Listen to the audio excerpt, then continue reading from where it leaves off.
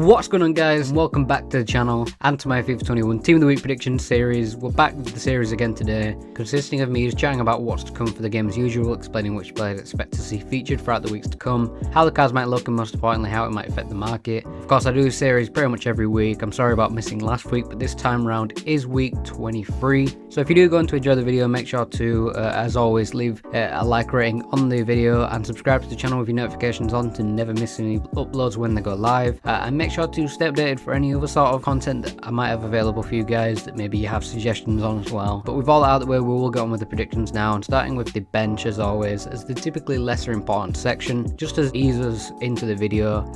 Starting with the first four being Skorupski, the Polish shot stopper, Bartley of West Brom, the English centre half as you can see, Endo, the Japanese midfielder there for Stuttgart, and the Argentine in Rodriguez, as you can see there on screen. As we move over and onto the next lot in Teemu Pukki of Norwich still, obviously everyone understands how good he was in the Championship the season before they came up to the Prem, and even at the start of the Premier League season he was so good for Norwich, but I guess as soon as he dropped, they dropped off and they got miserably relegated. But again, I think they're doing pretty well in the Championship again, so quite a yo-yo team, and Pukki is a reason for why they're actually quite good up front a lot of the time. Next to Castro, the Spaniard as you can see, and Clark Harris for his second in form of the year. The bench wasn't that exciting, to be honest, just to be frank, but as we move over onto the starting 11, starting with the keeper spot and defence up ahead, Jan Oblak of Atletico Madrid.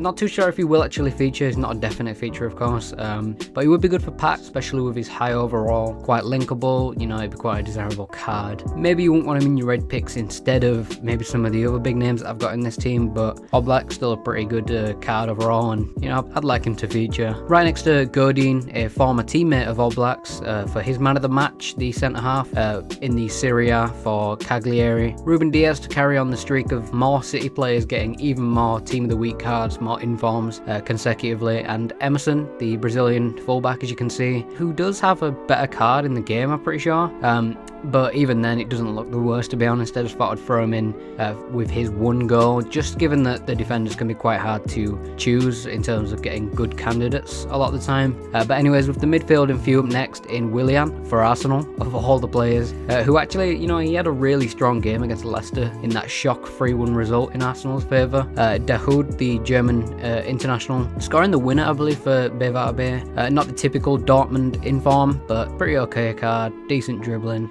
I guess next to essentially the most super juiced version of Dahoud in his international teammate Goretzka, playing for Bayern Munich, his rival team, I guess you could say, to take his headliners up once again. Another upgrade, and what a card, honestly. He's turned into an Hullet-esque card, and nobody can even dispute that, to be honest. It's an almost definite pick as well, just because he got a hat-trick of assists for Bayern Munich at the weekend, I believe, and finally for this page in yet another Brazilian, and then finally for this page in yet another German, this time for Atalanta in Gersons, for what on paper looks like quite a nice card all in all, especially if you ignore that left mid positioning. But to round off this section, swiftly moving on to the attackers in Bordeaux, playing for AZ in the Eredivisie. Lionel Messi as the big, huge name in this team for this week, and with his double game week tallying 3 goals and 2 assists, he should probably feature, to be honest, especially given that Ronaldo was given a card for the same thing, basically.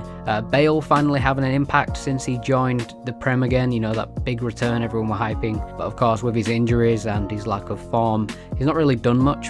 Finally have an impact, like I said, with the 2 goals and 1 assist as Tottenham's man of the match in their 4-0 win over Burnley. For the Silver Stars section, going to gloss over it pretty quickly, but this week's candidate is Dallas, I'd say, for Leeds, for his performances lately being on the score sheet, and turns out the guy can pretty much cover everywhere in the pitch for them. And as far as honourable mentions go, De Bruyne could take the Diaz spot for City, or Lukaku could even feature again for another inform for his 2 contributions for Inter, though realistically he won't. And Ousmane Dembele for, I guess if Messi didn't feature, Dembele would still be a pretty good pick, you know, if Messi somehow didn't get included. But yeah, as I mentioned before, make sure to leave a like rating on the video if you did enjoy it, and stick around for the channel for similar content like this by subscribing if you haven't already. I appreciate all that support. Make sure to comment down below if you've got any suggestions on content or any questions you have for me, and I'll continue to upload on the channel, and I guess I'll see you in my next video. Peace.